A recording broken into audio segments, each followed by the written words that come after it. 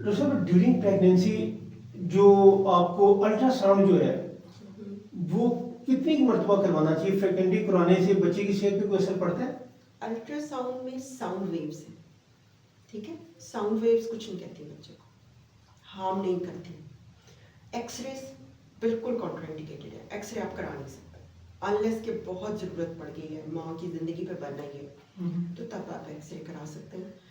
MRI नहीं करा सकते आप, सीटी स्कैन नहीं करा सकते। अल्ट्रासाउंड सेफ है।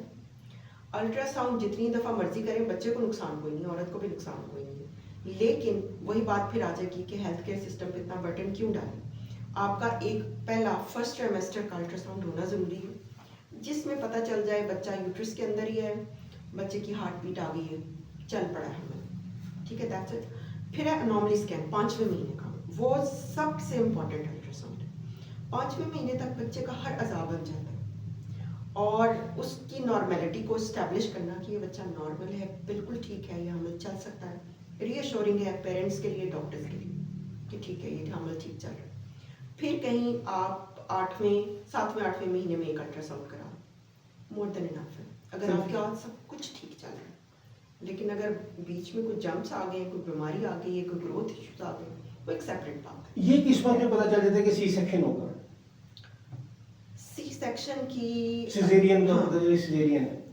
सी सेक्शन की कुछ वजूहात परमानेंट होती है। जैसे पहली दफ़ा जब अगर कोई खातून माँ बन रही है तो आपको पहले पता लगना मुश्किल होता है, क्योंकि बच्चे की पोजीशन 9वें महीने के शुरू में फाइनल होती है कि अच्छा बच्चा वजाइनली डिलीवर हो सकता है कि नहीं हो सकता, तब पता चल सकता है। या फिर परमानेंट रीजन आवल आगे बच्चा पीछे, आवल आगे आगे, उस केस में नॉर्मल डिलीवरी से सूरत नहीं हो और ये ट्रीटमेंट से या एक्सरसाइज से नॉर्मल नहीं हो सकता?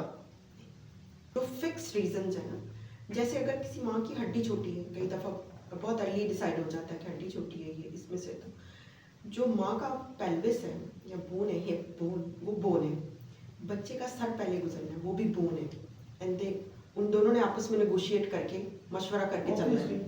अगर माँ की हड्डी छोटी है, जो मैंने आपको कहा था ना खुराक अच्छी नहीं है वजह सेक्शन की, दूध नहीं पीना, एक्सरसाइज नहीं करना, अच्छी खुराक में बिल्ट अच्छा नहीं बन पाता है, बच्चे हमारे लड़कियां लड़के सब छोटे होते जा रहे हैं दिन ब दिन। अच्छा, ये भी साथ साथ बताते हैं कि अच्छी खुराक क्या है? अच्छी खुराक ये है जो वेजिटेबल्स हैं, रेड मीट है, चिकन है, रेड मीट, बीफ, मटन, और इसके साथ आप बच्चों को सलाद खाने की आदत डालें। जंक फूड जितना कम हो सकता है उतना कम करें। चीज़, पिज़्ज़े, बर्गर, ये सब उनको तबाह कर देते हैं। उसके बाद बच्चों को हिलाएं जुलाएं, उनको एक्सरसाइजेस बताएं।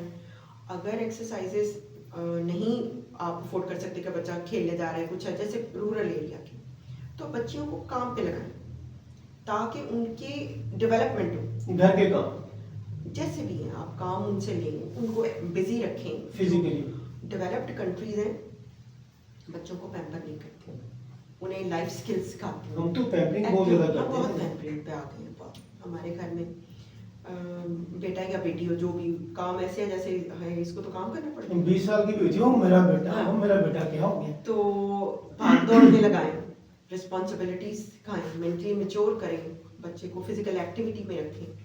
अगर वो थोड़ा बहुत घर में सफाई या इस तरह का काम कर लेते हैं बच्चे, करने दें, उनको करना चाहिए। उससे इनकी जो बोनी स्ट्रेचर है ना वो डेवलप होता है एक्टिव लाइफ स्टाइल से।